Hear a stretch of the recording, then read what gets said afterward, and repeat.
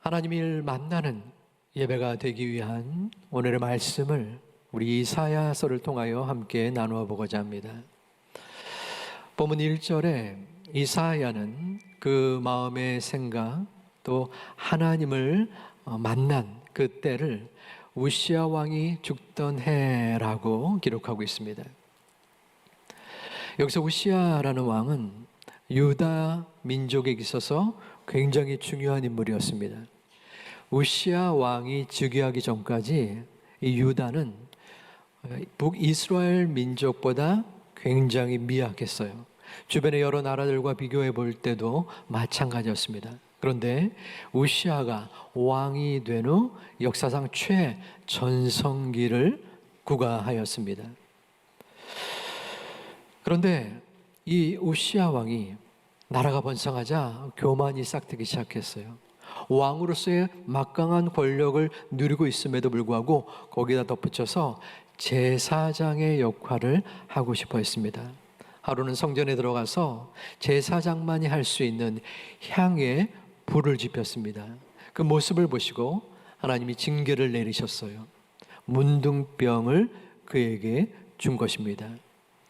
우시야 왕은 별궁에 갇히게 되었고 그의 아들 요담이 대신 그 나라를 다스렸습니다. 이것은 유다에게 있어서 엄청난 잘못된 상황이었습니다. 왜냐하면 오랫동안 나라 구실을 제대로 못하다가 이제 우시야 왕의 힘으로 그 나라가 온전하게 세워져 갔는데 다시 나락으로 빠져들게 된 것입니다.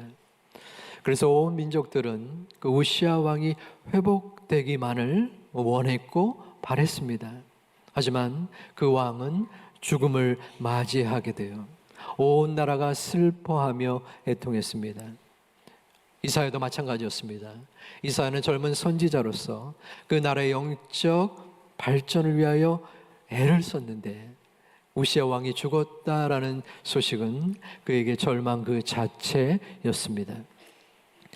그가 할 수 있는 일은 하나님의 전에 나아가는 것이었습니다. 하나님의 성전에 엎드리는 것이었어요. 하나님의 사람은 개인의 위기, 국가의 위기 때 하나님께 나아갑니다. 예배를 드리는 것입니다. 이사야는 그 당시에 처한 상황, 암울한 상태였습니다. 도저히 소망이 보이지 않는 그때에 이사야는 하나님의 성전에 나아 엎드렸고 또한 진정한 소망을 얻을 수 있었습니다. 어떻게 이사야가 하나님을 만났고 또 하나님을 만난 예배는 어떠했는가? 오늘 세 가지의 말씀을 나누어 보고자 합니다. 첫 번째, 하나님의 임재가 충만한 예배는 회개가 있는 예배입니다. 본문 2절과 3절에 스랍의 모습이 나옵니다. 스랍들이 모시고 섰는데 스랍은 천사를 가리킵니다. 각기 6 날개가 있어 그 둘로는 날개의 2개로는 자기의 얼굴을 가리었고 그 둘로는 자기의 발을 가리었고 그 둘로는 날며 서로 불러 이르되 거룩하다 거룩하다 거룩하다 만군의 여호와여 그의 영광이 온 땅에 충만하도다 하더라. 천사들이 여호와 하나님을 만났는데 날개 둘은 그들의 얼굴을 가리운 것이에요. 왜 가리웠을까요? 하나님의 영광이 너무 커서 도저히 여호와를 볼 수가 없었기 때문입니다. 2 날개는 자신들의 발을 가리웠는데 그들의 스스로 생각할 때 모습이 누추하고 초라하여 숨긴 것입니다. 즉 천사들의 마음속에 여호와의 영광이 너무나 강렬해서 그들은 그들의 얼굴과 2 발을 가리게 된 것입니다. 하물며 이사야의 모습은 어떠할까요? 천사들도 이러한데 당시 구약에서는 사람이 여호와를 보면은 죽음을 면치 못했습니다. 그래서 모세는 출애굽기 33장에서 여호와의 얼굴을 제가 보기를 원합니다 라고 청하였으나 네가 내 얼굴을 보면 죽을 것이다. 하나님은 경고를 내리셨지요. 하지만 이사야는 죽음을 당하진 않았습니다. 은혜였지요. 이사야는 5절에서 하나님께 내가 망하게 되었습니다 라고 말합니다. 화로다 나여 망하게 되었도다. 나는 입술이 부정한 사람이요 나는 입술이 부정한 백성 중에 거주하면서 만군의 여호와이신 왕을 배웠음이로다. 여호와 하나님을 만났는데 보게 되었는데 죽지도 않았는데 왜 내가 망하게 되었다라고 한탄하게 되고 있을까요? 거룩하신 하나님 앞에 서니까 자신의 죄로 말미암아 도저히 참을 수가 없고 나로 망하게 되었습니다 라고 고백을 하고 있는 것입니다. 그 여호와 하나님 면전에서 너무나 부끄럽고 창피했던 것을 볼 수 있습니다. 나는 입술이 부정한 사람입니다. 나는 선지자로서 자격도 없고 차마 기도조차 할 수 없는 무익한 존재입니다 라고 또한 말하고 있는 것입니다. 이러한 이사야의 마음에 드는 생각, 그것은 하나님께서 베풀어 주신 은혜의 마음인 것입니다. 이사야의 그러한 심령 속에 찾아오신 주님은 무엇을 말합니까? 바로 하나님께서 이사야 속에서 오직 그 마음속에 회개를 불러주신 것입니다. 나는 부족합니다. 나는 죄 많은 백성입니다. 하나님을 바라보기에 도저히 감당할 수 없습니다 라는 마음에서 출발케 된 것입니다. 자책감이 들고 또한 뉘우침이 생겨납니다. 그때에 나의 삶을 오직 자비하신 하나님께로 의지하게 됩니다. 그 자리가 바로 예배의 자리라는 것입니다. 이 시간이 하나님을 만나는 소중한 은혜의 공간임을, 시간임을 마음속에 우리는 잊지 말아야 합니다. 그렇다면 그 예배를 준비하는, 예배에 임하는 우리의 마음의 자세는 어떠해야 합니까? 세리의 기도를 눈여겨보아야 합니다. 누가복음 18장 13절에 세리는 하나님 앞에 간절하게 기도합니다. 세리는 멀리 서서 감히 눈을 들어 하늘을 쳐다보지도 못하고 다만 가슴을 치며 이르되 하나님이여 불쌍히 여기소서 나는 죄인으로소이다 하였느니라. 세리는 하나님 앞에 감히 하늘을 쳐다보지도 못하고 가슴을 치며 하나님이여 나를 불쌍히 여기소서 간절하게 주님을 찾았습니다. 하나님은 간절히 자신을 찾는 자를 찾으시는 아버지 하나님이십니다.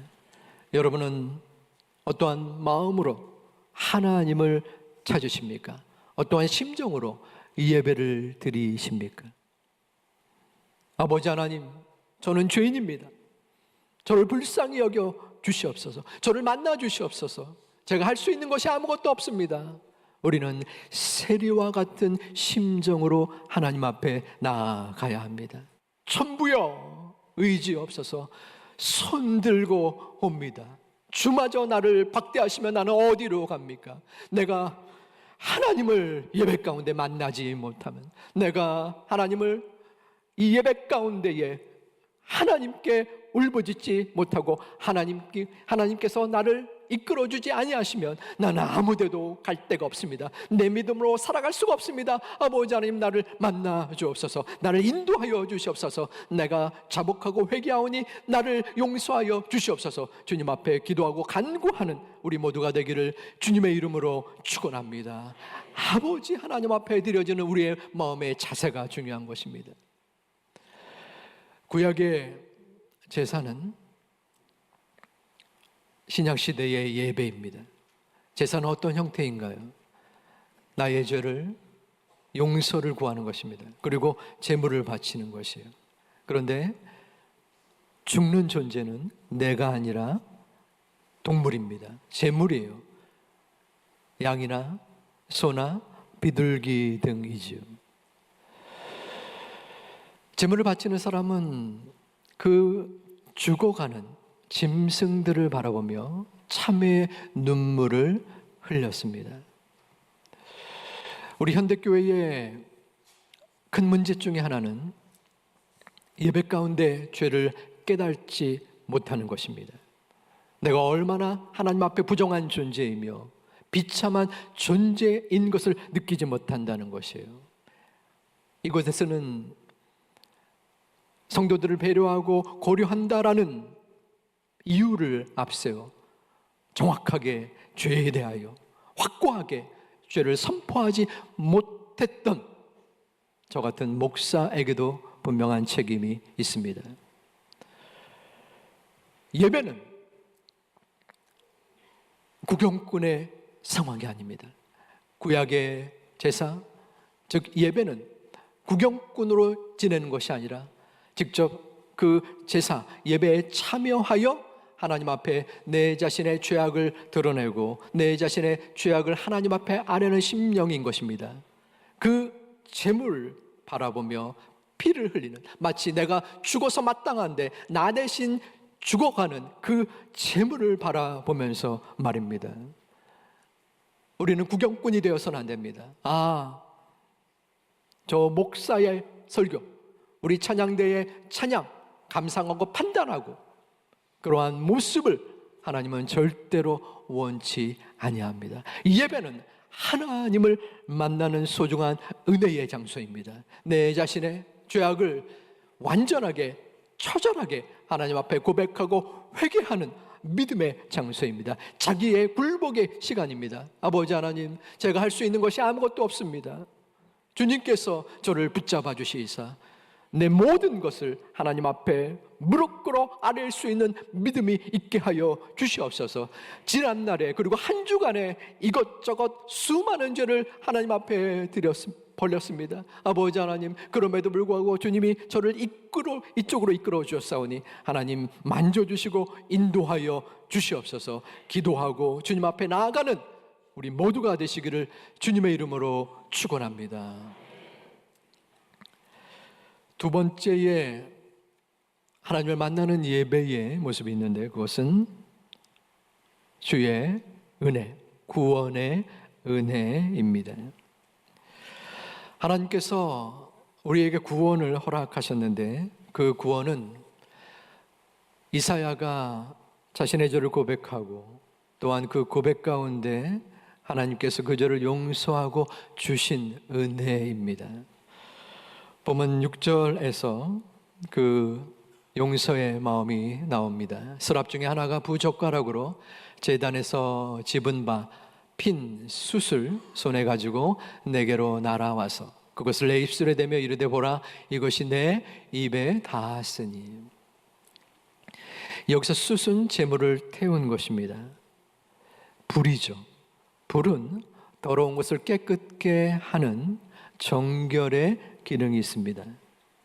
바로 천사가 이 숯, 불을 가져다가 바로 이사야의 입에 대므로 이사야의 부정한 입술이 제하여졌고 또 죄가 사하여진 것입니다. 즉 인간이 자신의 죄를 발견하고 고백하고 회개하면 하나님께서 그 죄를 용서해 주신다는 것입니다. 우리는 죄를 지으면서 어떻게 해서든 그 죄를 씻어보려고 노력을 합니다. 수행을 하고 선행을 하기도 합니다. 하지만 수행한다고 선행한다고 그 죄가 없어지지 않습니다. 인간의 능력으로선 그 죄를 깨끗게 할 수가 없기 때문입니다. 오직 여호와 하나님만이 우리의 죄를 용서하시고 우리의 죄를 사하셔서 우리를 구원의 은총으로 이끌어 주시는 분임을 믿습니다. 그러한 시간이, 우리의 죄를 용서받는 시간이, 우리가 구원의 은혜를 경험하는 시간이 바로 이 예배의 시간인 것입니다. 여러분, 우리의 하늘 아버지는 저 하늘에서 이 땅으로 예수 그리스도를 보내주셨습니다. 그리고 그 예수 그리스도를 어린 양의 제물로 삼아 주었습니다. 여러분, 믿음의 눈으로 바라보시길 바랍니다. 이 성전의 제단, 이 제단 앞에 놓여진 예수 그리스도의 그 어린 양의 제물이 느껴지십니까? 그 죽음으로 말미암아, 그 피로 말미암아 우리가 구원을 얻었고 우리가 하나님의 자녀가 된 것입니다. 그렇기 때문에 우리가 예배를 드리는 것입니다. 우리의 마음으로, 우리의 생각으로 이 자리에 나온 것 같지만 하나님께서 믿음을 허락하셔서 우리를 강권적으로 이끌어 주신 줄을 믿습니다. 예배에 나온 우리는 하나님의 자녀가 되는 은혜를 받았고 하나님의 구원의 역사의 현장에 임한 것입니다. 그 구원의 은혜, 하나님을 만나는 예배, 하나님의 임재가 충만한 예배로 나아가기를 주님의 이름으로 축원합니다. 천사는 이사야에게 다가와서 그 입술에 숯불을 대므로 말하였습니다. 내 죄가 사하여졌다. 그 천사는 지금도 존재합니다. 지금 이 시간 그 천사가 이 하나님의 성전에, 이 예배 시간에 우리에게 다가오십니다. 그리고 우리의 입술을 향하여 그 숯불을 주며 말할 것입니다. 내 죄가 사하여졌다. 내 죄가 사하여졌다. 그것은 전제가 있습니다. 우리가 마음속에 회개하고 하나님께 용서를 구할 때에 그 죄를 하나님이 받아주시고 또한 그 숯불을 우리에게 건져 주실 것입니다. 우리는 그러므로 하나님 앞에 담대하게 나아갈 수 있는 것입니다. 내 죄가 사하여졌습니다. 동이서에서 먼 것처럼 하나님의 은혜를 주셔서 담대하게 이끌림받는 소중한 역사를 허락해 주심을 감사합니다. 아버지 안에 부족합니다. 여전히 내 마음은 냉랭하고 내 입술은 부정하고 그러나 하나님의 은혜로 저희를 심령의 성령으로 충만케 하여 주시니 감사합니다. 믿음으로 나아가는 우리 모두가 되시기를 주님의 이름으로 축원합니다. 회개하고 구원받은 하나님의 자녀는 세 번째, 사명으로 나아갈 수 있습니다.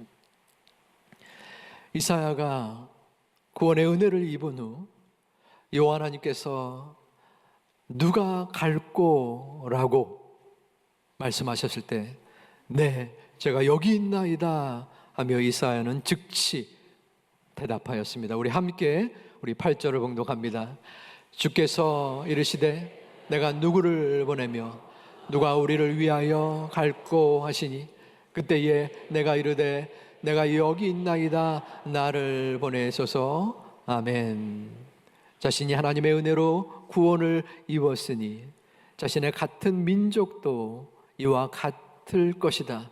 이렇게 은혜를 입었으면 좋겠다라는 기대가 그에게 있었을 것입니다. 그리고 그 역할을 내가 감당하고 싶은 마음에 그는 주저함 없이 그의 사명을 받은 것입니다. 우리는 주변의 사람들로부터 구역장, 찬양대, 교사, 만나실, 청소 등 여러 가지 것들을 부탁받을 수 있습니다. 또는 직분자로서 책임감을 가지고 헌금 생활을 하고 전도하고 선교할 수 있습니다. 하지만 이 같은 여러 상황 속에 의무감과 그리고 마지못해서 어쩔 수 없이 행한다면 오래 갈 수가 없습니다. 하지만 예배 가운데에 하나님을 만나면, 예배 가운데 구원의 은혜를 입으면 이제 그만하세요, 그만하셔도 됩니다 라고 할지라도 그 사명을 충성스럽게 감당할 수 있습니다.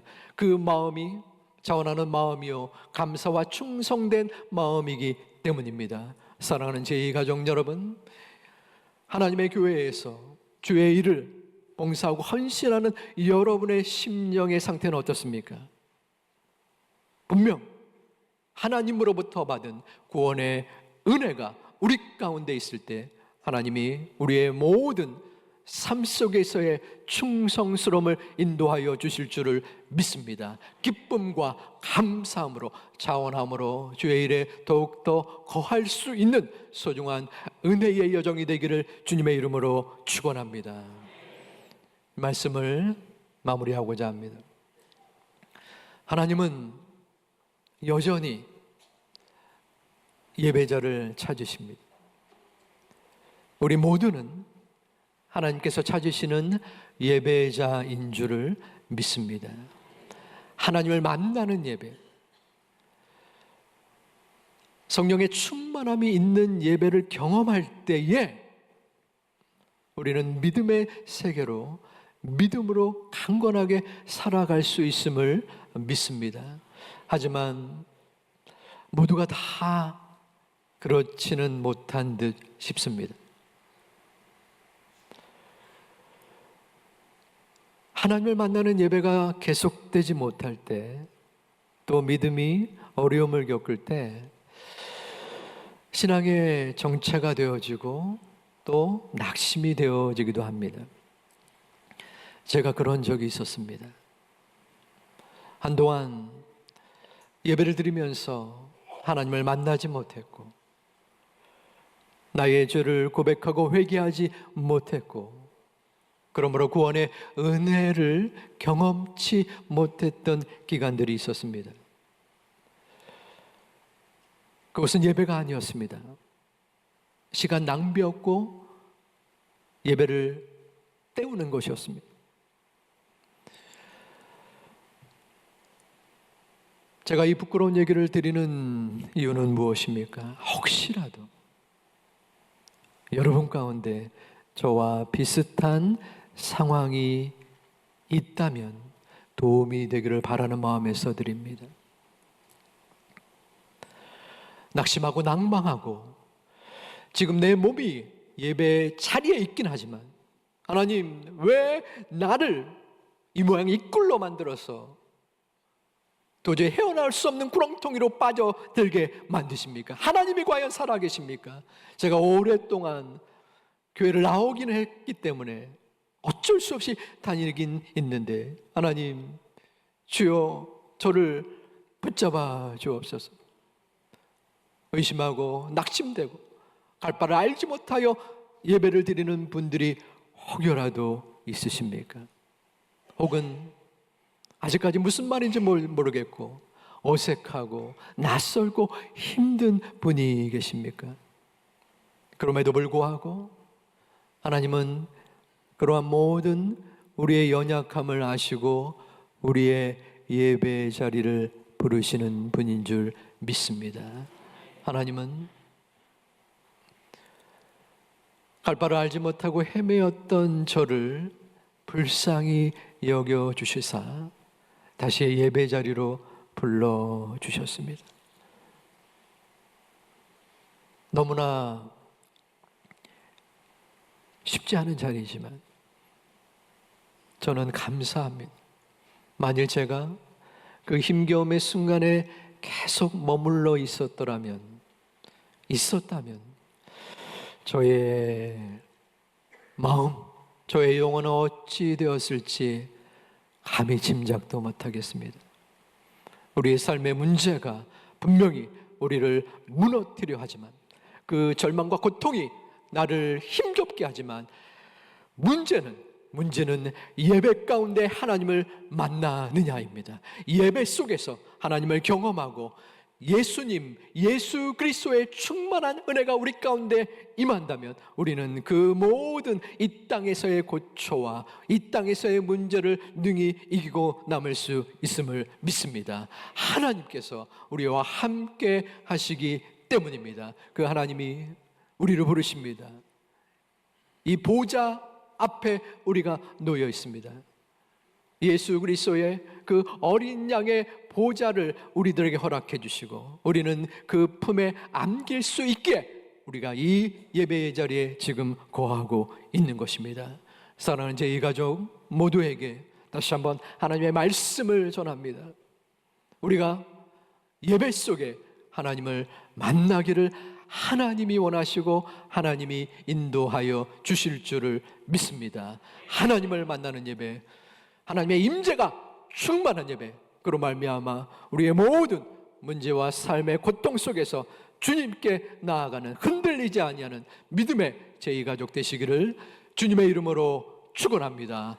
축복합니다.